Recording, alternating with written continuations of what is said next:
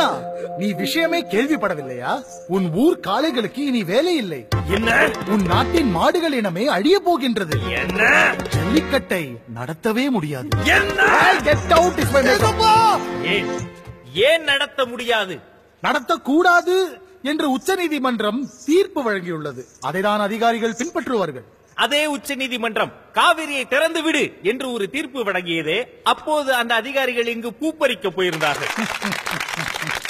அதாகப்பட்டது ஆர்வலர்கள் சொல்கிறார்கள், ஜல்லிக்கட்டு என்பது மிருகவதையாம். ஜல்லிக்கட்டு மிருக வதையாம். காவல்துறையிலே மோப்பனாய் பிரிவு வைத்துக் கொள்வது, ராணுவத்திலே குதிரைப்படை வைத்துக் கொள்வது, கோயிலுக்குள் யானையை சங்கிலியில் கட்டி போட்டு வைத்துக் கொள்வது, வெளிநாடுகளில் வாழ வேண்டிய பனிநாட்டு நாய்களை கழுத்தில் சங்கிலி மாட்டி பெசநகர் பீச்சில் வாக்கி கூட்டி செல்வது, இவையெல்லாம் வதையிலே, ஜல்லிக்கட்டு மட்டும் வதையா போயா. ஜல்லிக்கட்டில் பாவம் இளைஞர்கள், அப்பாவி இளைஞர்கள் சாவதால் அதை தடை செய்ய சொல்லி கிருஷ்ணா, ராமன் என்ற தங்களின் அவதார பெயரை வைத்திருந்த இளைஞன் ஒருவன் கிரிக்கெட் விளையாடும் போது அடிபட்டு இறந்து போனானே, நீங்கள் கிரிக்கெட்டை தடை செய்து விட்டீர்களா? செனா என்ற கார்பந்தய வீரன் காரேசிலே செத்து போனானே, கார்பந்தயங்களை தடை செய்து விட்டீர்களா? தமிழ்நாட்டில் ஜல்லிக்கட்டால் செத்தவர்களை விட சாராயத்தால் செத்தவர்கள் தான் அதிகம். சாராயத்துக்கு தடையிலே, ஜல்லிக்கட்டுக்கு தடை. மனிதர்களை விட்டு விடுவோம். மாடுகளை அதிக கொடுமை செய்வதால் இல்லை இல்லை இல்லை, மாட்டை போல உடைக்கும் தமிழர்கள் நாங்கள். எங்கள் மாடுகளை தெய்வங்களைப் போல பாதுகாப்போம், கொடுமைகளை எல்லாம் செய்ய மாட்டோம். ஆனால் ஏனோ வழக்கு உங்கள் மீதுதானே வருகின்றது. கிருஷ்ணா, உழுகிற நிலத்தில் விடுகிற வீடுகளை கட்டி புதிய சென்னை என்று கூவி கூவி விற்கும் வியாபாரிக்கு எம்பி சீட்டு வருகிறது, எம்எல்ஏ சீட்டு வருகிறது.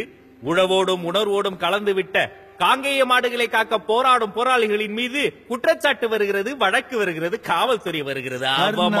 கர்ணா கர்ணா, நம் பக்க நியாயங்கள் எனக்கு புரிகின்றது, ஆனால் அவர்களுக்கு புரியவில்லையே. ஜல்லிக்கட்டை வீடியோ கேமில் ஆட சொல்கிறார் ஒரு நீதிபதி.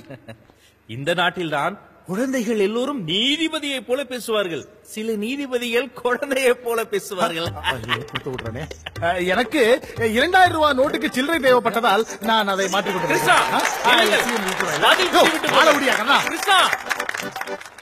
என் பேர் தனலட்சுமி. நான் 6ஆம் வகுப்பு ஆ பிரிவில் படிக்கின்றேன்.